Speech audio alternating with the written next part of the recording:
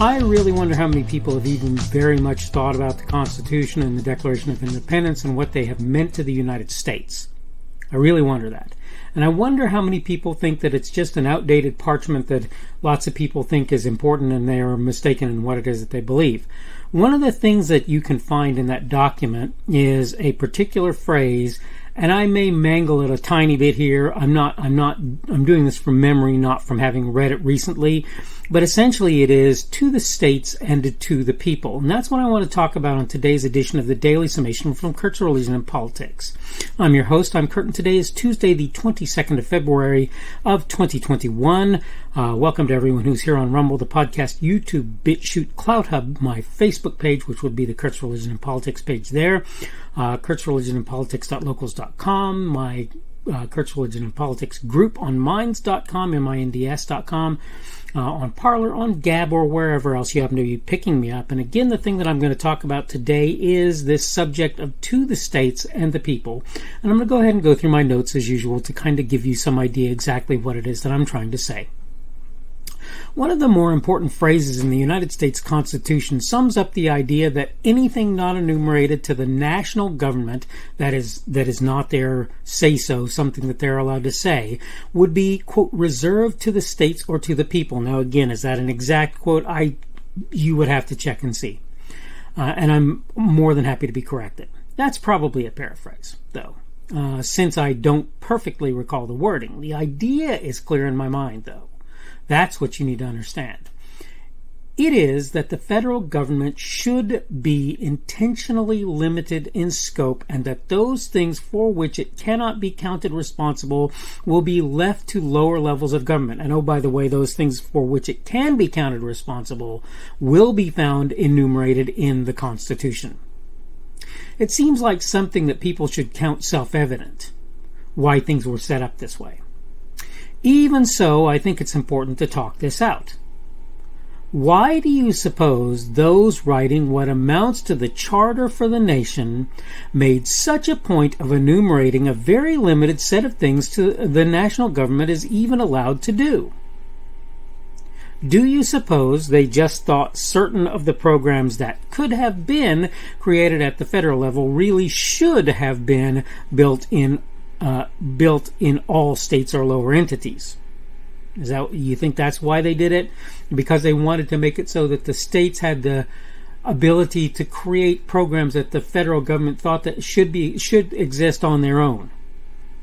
Or were they trying to say various things that can be done might make sense in some places but may not seem reasonable in others?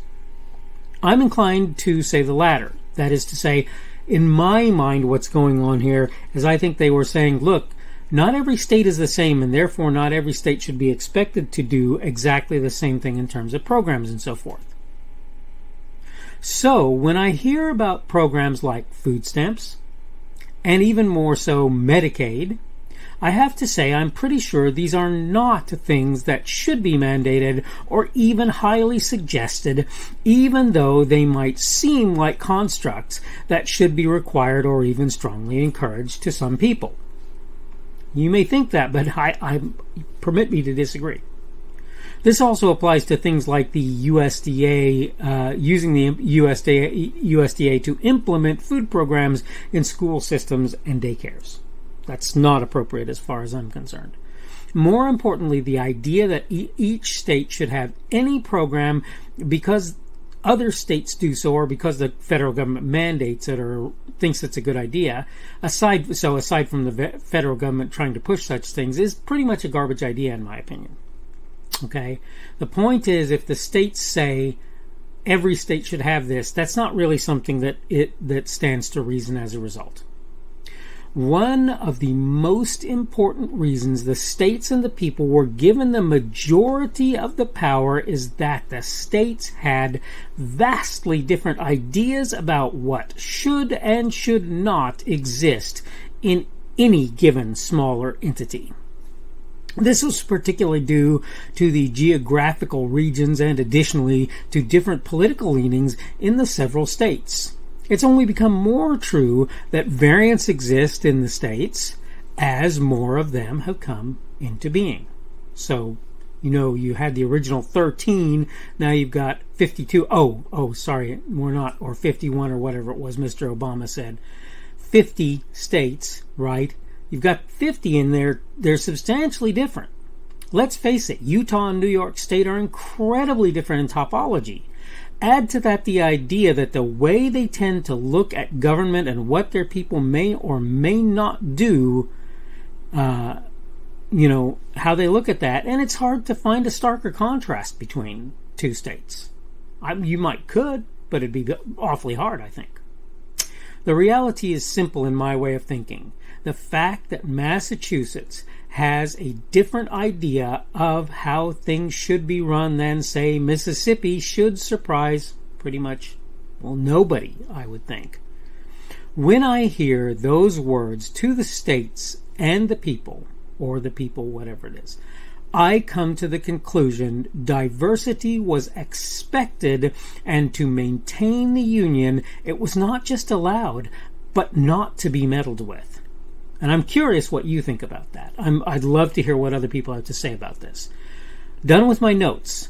I think what I've said already is another mic drop moment. I think this is, we've gone as far as we need to in some senses, but I still feel the need to kind of elaborate on things. The United States of America was not intended to be a monolithic entity.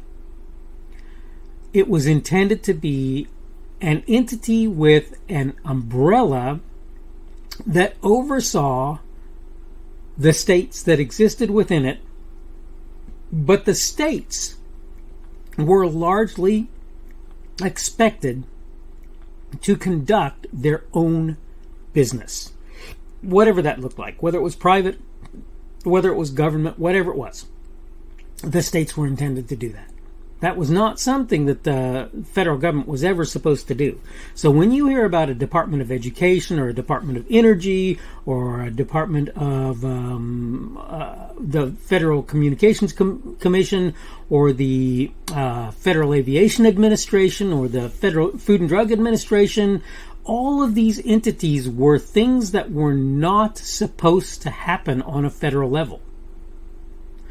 The idea that everybody should look at the world in the same way, say, for example, let's talk about the FDA as an example. The idea that New York State thinking that you shouldn't be able to take drugs unless they were approved by some overarching entity does not mean that Nevada has to think likewise. It's not how that works. And that is why an FDA is actually a bad idea. And that's why federal regulation of such things is bad. You can make an overarching regulation that says if you're transporting drugs across state lines, we have the right to tell you you can or can't do that. There are really even questions about your doing that. Interstate activities somewhat can be managed by the federal government, but there's even questions about that. Okay? But when you start telling people within a state, you can't have people in your state using this or that controlled substance that they decide should be controlled in their state, you are stepping outside the bounds of what should be allowed to the federal government. You're outside. I'm sorry to tell you that if that's a problem for you, it's true. It doesn't matter whether you love it, like it, hate it, whatever. That is not something the federal government should be controlling. When you start deciding that there should be federal education mandates, this is where people should be at this grade level or whatever, or these are even what the grade levels should look like in a given state, the federal government has stepped outside of its mandate. I don't care whether you like that or not. And it means that everybody gets dumbed down because you have to often do things for the weakest link, which is one of the other problems with that idea. So in my mind, the whole to the states or the people was intended to make it so that a lot of things would not be done on a federal level because that's not where they should be done. And I really want to know what other people have to think about that. I want you to tell me what you think. I want you to sound off and let me know what you think, and you can do that anywhere you can see my stuff. I need to go ahead and wrap up, though. This is the Daily Summation from Kurt's Religion and Politics. I'm your host. I'm Kurt, and today is Tuesday, the 22nd of February, of 2022. I've been having a problem with that word, as I say. Tomorrow, then, will be Wednesday, middle of the week, the 23rd of February of 2022. Thank you for everyone who's been there on Rumble, on the podcast, on YouTube, on BitChute, on CloudHub, on my Facebook page, the Kurt's Religion and Politics page, on Kurt's Religion and Politics.locals.com, on Minds, MINDS.com, and that would be my Kurt's Religion and Politics group on Parler and on Gab or anywhere else you might see me. In case you're wondering, yes, I have a little list that I refer to that helps me to remember the various places my content goes. Subject for today has been to the states and the people. Tomorrow we're going to talk about because they don't, we shouldn't. And what I'm talking about is this idea that there are some people out there who seem to be above the law and that we shouldn't expect them to live within the law because they don't. That's not a reasonable line of thought. Remember, if you're catching me on Rumble, you can give me a boxing glove or a rumble. You can give me a like or a dislike on any platform that it makes that available. That would be a plus or minus on Rumble. It would be thumbs up and thumbs down lots of other places. You can give me whatever sort of feedback you want to as far as that's concerned, obviously. You can comment on whatever content I put out there, wherever it is, if comments are available. And if I can, I will look at them, and if they're garbage, I'll delete them. But unless you do something that I consider to be garbage, like advertise on my videos or whatever, I'm likely to leave them out there, even if I scratch my head over why you did it. If I feel it's a good idea, I will reply to whatever it is that you've said, obviously. So keep that in mind. I hope you're having a good day today. I hope everything is going well for you. And hopefully we will see you again on Wednesday's edition of the Daily Summation from Kurt's Religion and Politics. The speaker on this edition of the Daily Summation is Kurt Schubert. This podcast was recorded on Tuesday, the 22nd of February of 2022. The Daily Summation is created for Kurt's Religion and Politics.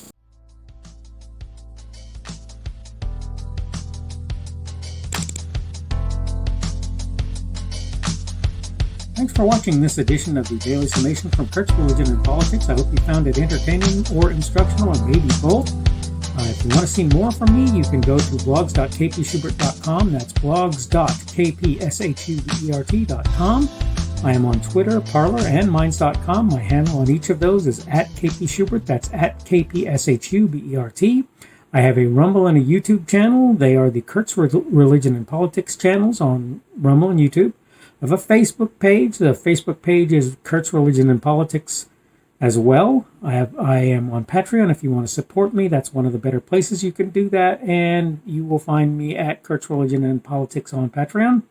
I have a podcast. The podcast is podcasts with an S. .kpschubert.com. That's podcasts.kpschubert.com. I think you should be able to find me with relative ease on Apple Podcasts, Google Podcasts, and Spotify as well.